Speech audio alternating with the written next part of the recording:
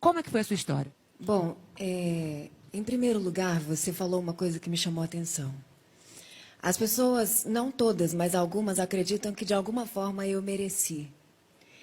E eu sempre faço questão de enfatizar que aquilo que mais me impressiona na minha história é que eu nunca mereci. E eu acredito que o que Deus fez por mim foi, na verdade, uma lição de misericórdia.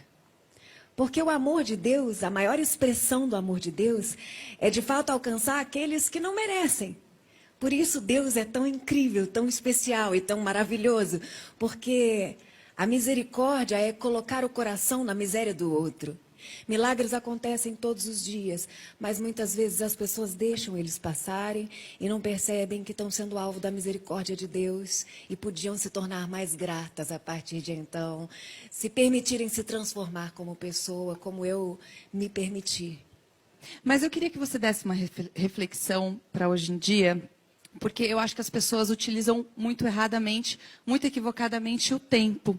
E você passou meses lutando justamente para fazer uma conexão com o corpo. E hoje em dia, né, a sociedade está desconectada. Eu queria que você desse essa reflexão para a gente. Eu tive uma septicemia com falência múltipla de órgãos no 8º mês de gestação, por causa de uma ruptura no intestino. Meu intestino necrosou. E eu fui para a maternidade achando que estava em trabalho de parto, porque eu estava com muita dor abdominal. E chegando lá, os médicos disseram, você não tem dilatação, não tem...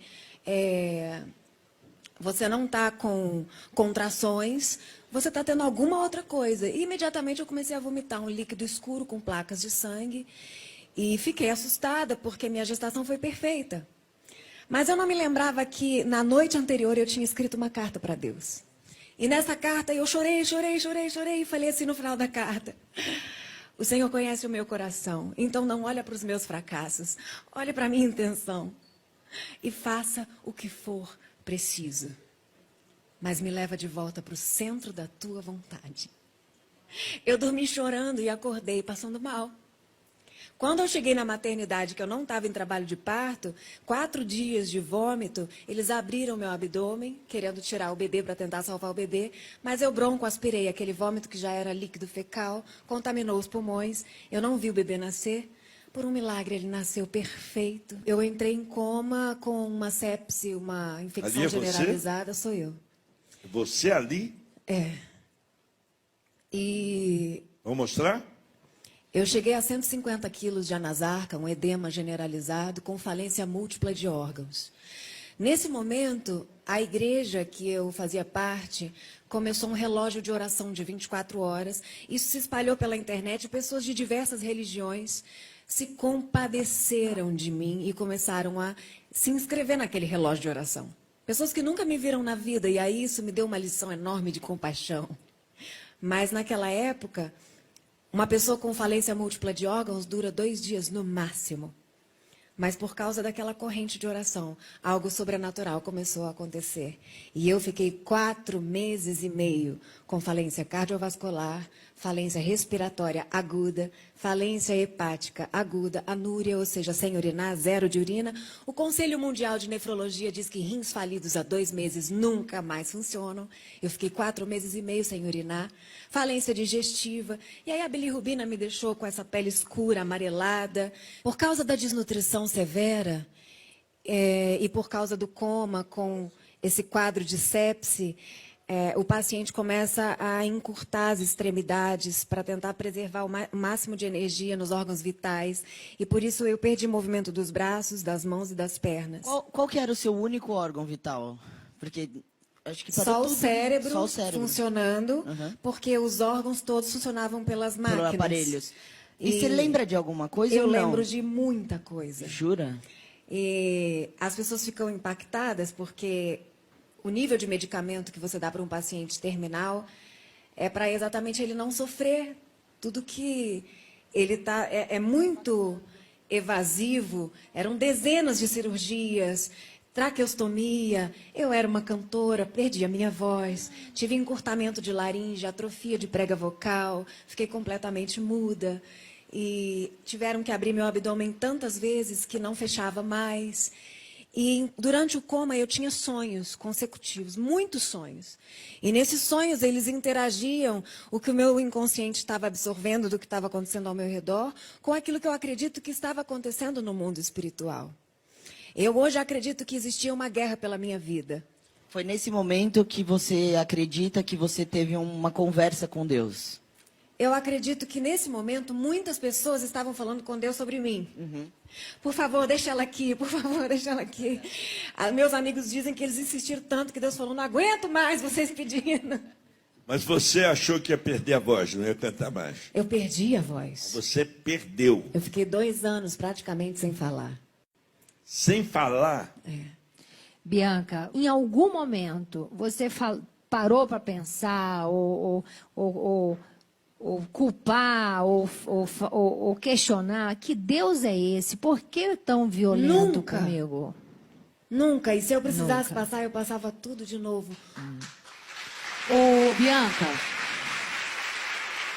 Todas as áreas da minha vida foram ajustadas por essa tragédia. É impressionante. Eu É acredito. claro que foi insuportável. Sim. Você depois acordar de um coma, inclusive completando o que a Tam falou. Eu tive 2 paradas cardiorrespiratórias de 18 minutos. E aí foi quando eu tive lesão cerebral.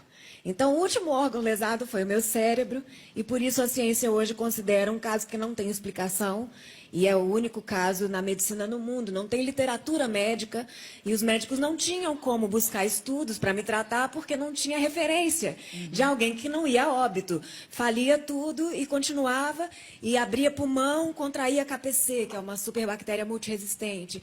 Abria abdômen, contraía bactéria hospitalar. Abria traqueia, contraía mais bactéria. E não ia a óbito, e ninguém entendia por quê. Então, E deixa eu só- a posição dos médicos, assim, com a sua família nesse momento, porque chega um momento que acho que eles falam, vamos desligar os aparelhos, né? Com certeza. Em algum momento eles cogitaram isso com a sua Vários família? momentos. E quem que se E é falou, isso não, que eu eu que- confio nesse Deus. A minha mãe falou, não desliga. Mas que mãe vai falar disso? Ah, Não, nenhuma. nunca. Bianca, é exatamente sobre esse tema que eu quero falar com você e eu vou pedir fogo pro diretor, porque é o seguinte, muito se fala, no Brasil não acontece, mas enfim, em vários países acontece. Eu quero saber o que você acha sobre a eutanásia, porque, como a Tami falou, de repente, poderiam pedir para desligar, enfim, e você tá aí, Eu sou viva! completamente contra. Então eu queria que você E o meu falasse sobre caso, isso. hoje, nos hospitais por onde eu passei, ele é mencionado, pelo que os médicos me dizem, semanalmente. Chegou um paciente gravíssimo, onde ninguém está acreditando que aquilo vai dar certo, as pessoas falam, lembra da Bianca?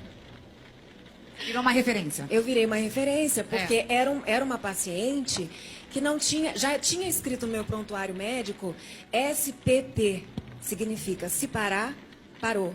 Ô Bianca, você falou dessa consciência que você tem da raridade, da sua enfermidade. Você acha que isso é a sua missão na Terra? Eu tenho certeza. Até porque se não fosse, eu não suportaria conviver com o que eu passei, concorda? Se eu não compreendesse que a mão de Deus, maravilhosa, que muitas vezes para nos corrigir precisa nos podar, mas com tanto amor, enxergando aquilo lá na frente que a gente ainda não vê, eu iria olhar para mim e pensar, meu Deus, que Deus é esse? Que fez Você, isso antes de comigo? entrar no hospital, você escreveu a carta. Escrevi. Nesse momento, quando você veio à consciência, você tinha algum pedido a ele? Tinha. Qual era o seu pedido? Quando eu abri os olhos, eu não sabia quem eu era, não sabia onde eu estava, eu só lembrava dos sonhos. Eram muitos sonhos e eram tão reais que quando eu abri os olhos eu não sabia mais o que era realidade e o que não era.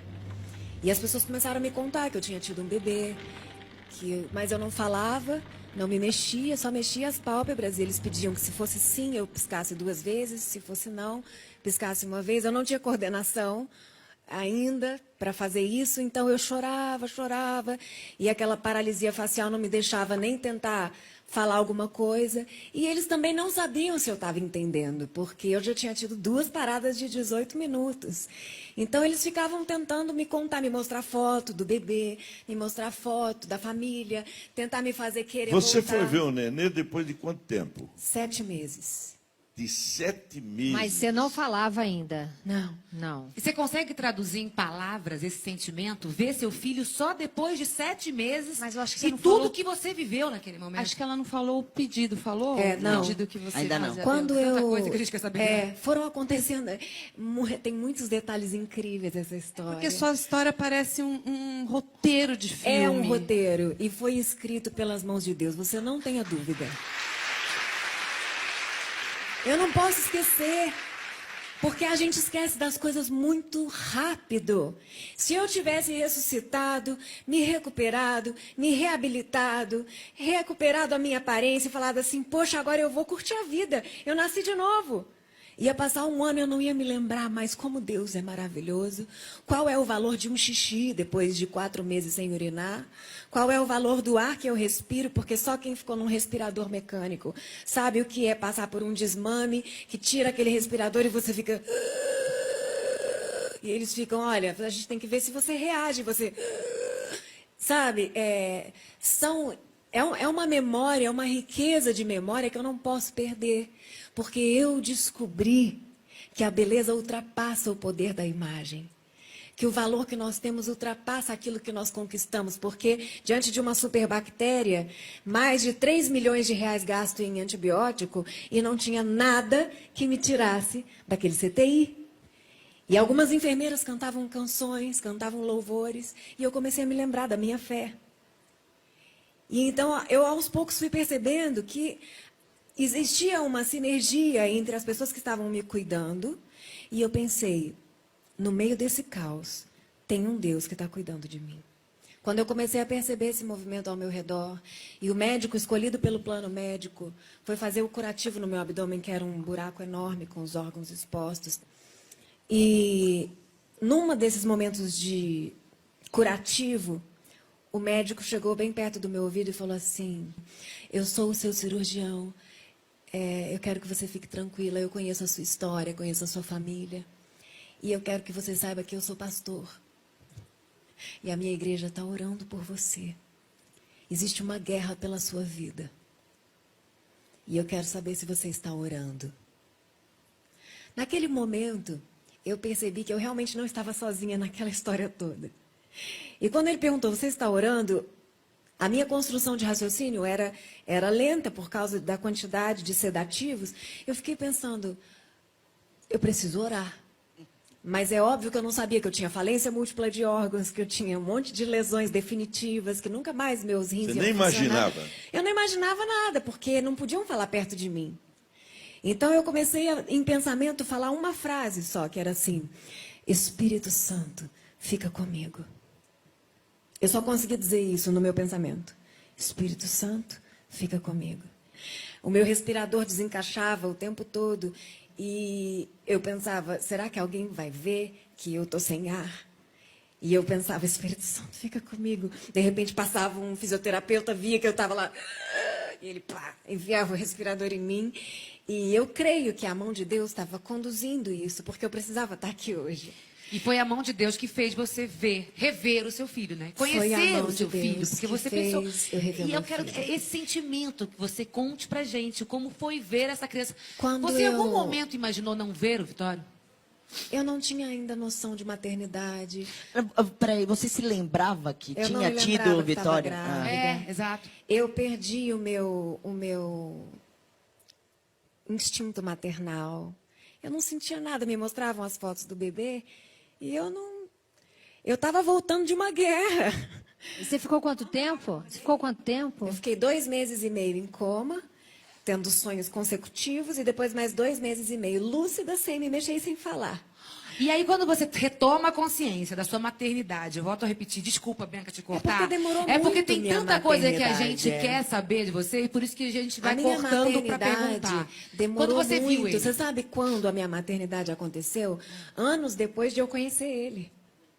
Sim. Eu tive que construir esse sentimento. Mas qual foi o teu primeiro sentimento quando você viu a carinha do seu filho ali? Quando 7 eu meses. vi a carinha dele, eu perguntei para Deus, o que eu tenho que sentir agora?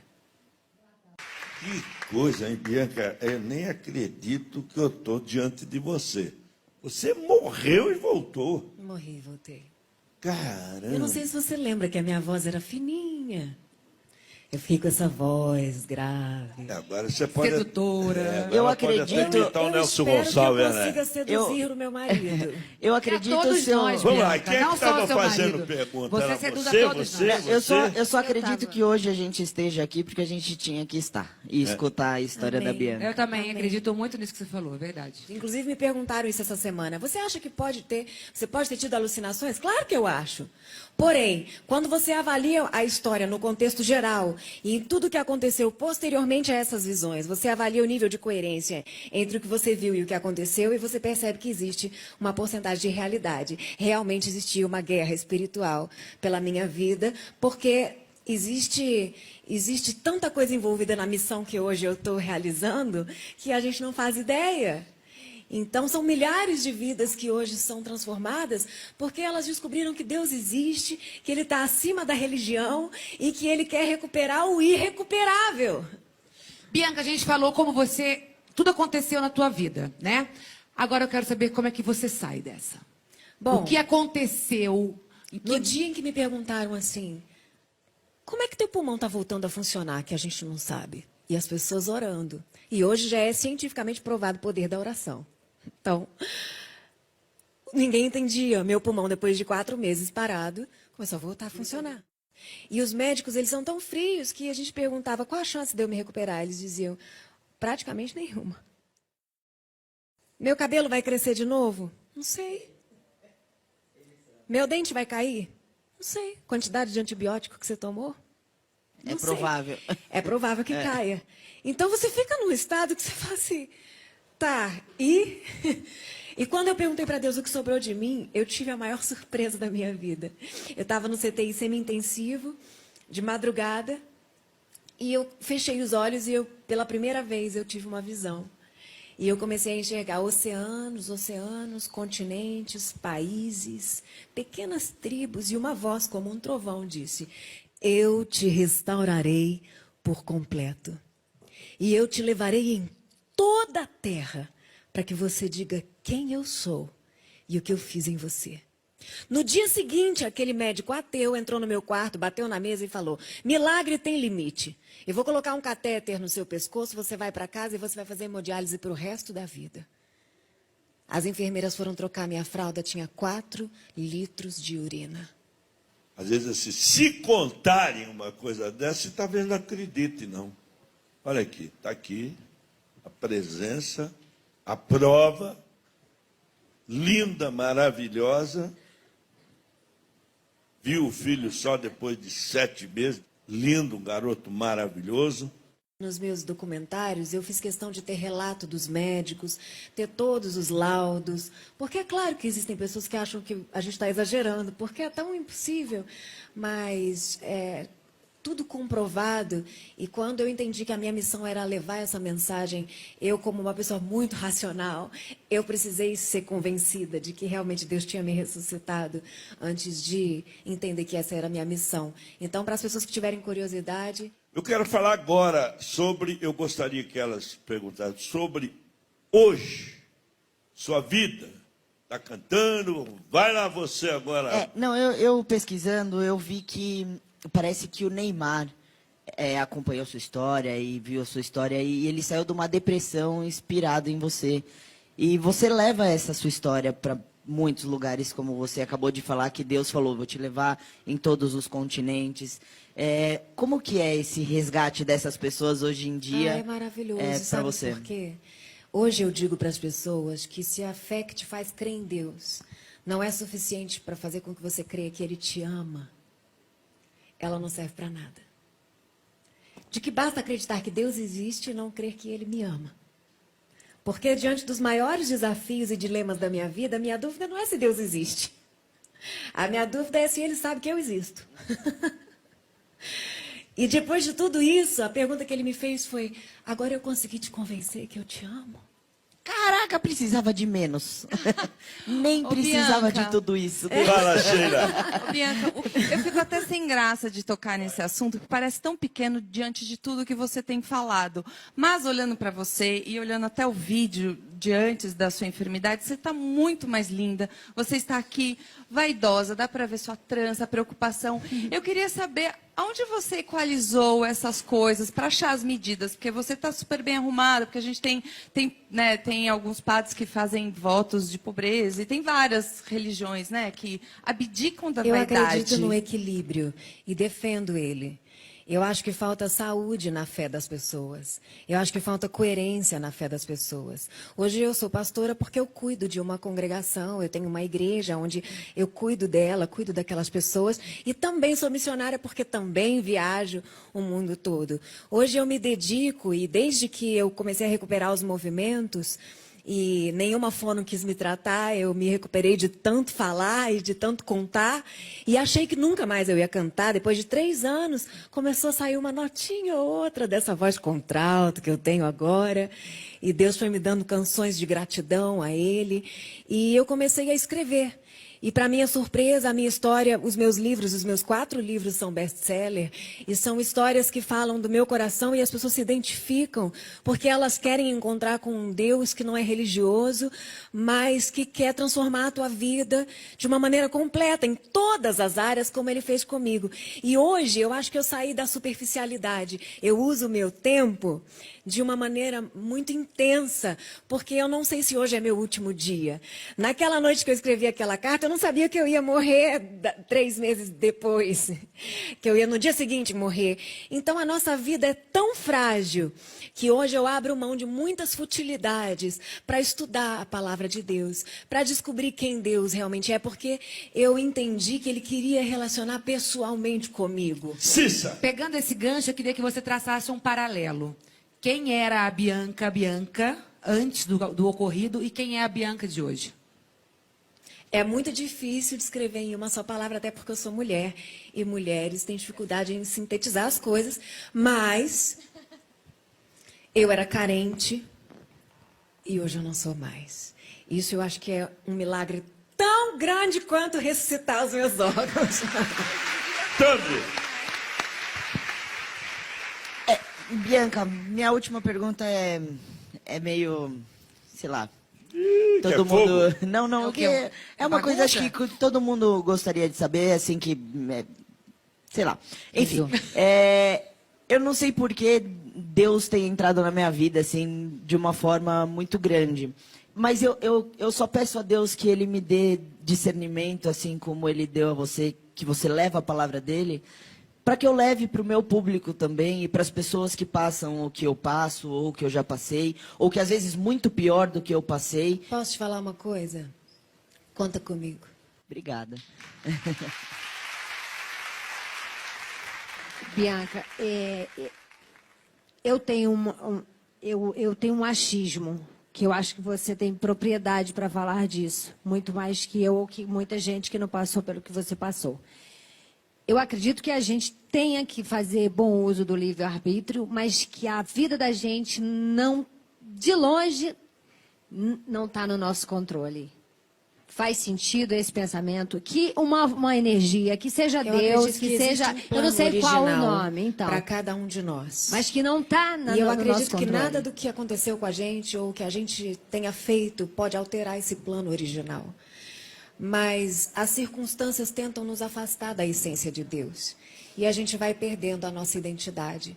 E quando a gente decide acreditar que Ele existe e que Ele está disposto a aceitar a gente e relacionar com a gente do jeito que a gente está, a gente vai voltando para esse propósito original. E na medida em que você se aproxima dele, a tua satisfação de vida aumenta. Por isso hoje eu me sinto plena e eu me dedico à minha igreja, além da minha igreja local hoje, a minha igreja hoje é a internet. Eu cuido das pessoas ali do Facebook. Eu nunca tive engajamento financeiro. Eu comecei a postar os meus textos saindo do hospital. Hoje tem mais de 30 milhões de pessoas que acordam comigo ouvindo. Bom dia, vamos orar a palavra? E eu quero que essas pessoas tenham a alegria completa que hoje eu recebi, simplesmente por estar viva. Eu respiro e eu penso, uau, não tem nada no meu pescoço me forçando a respirar. Deus me deu o ar de volta. Então eu tenho que agradecer.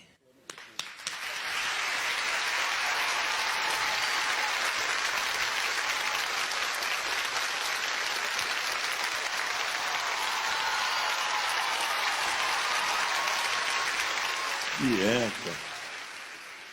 Brincadeira. Você está casada, ela está teu esposo, não é? É. Está feliz? Muito feliz.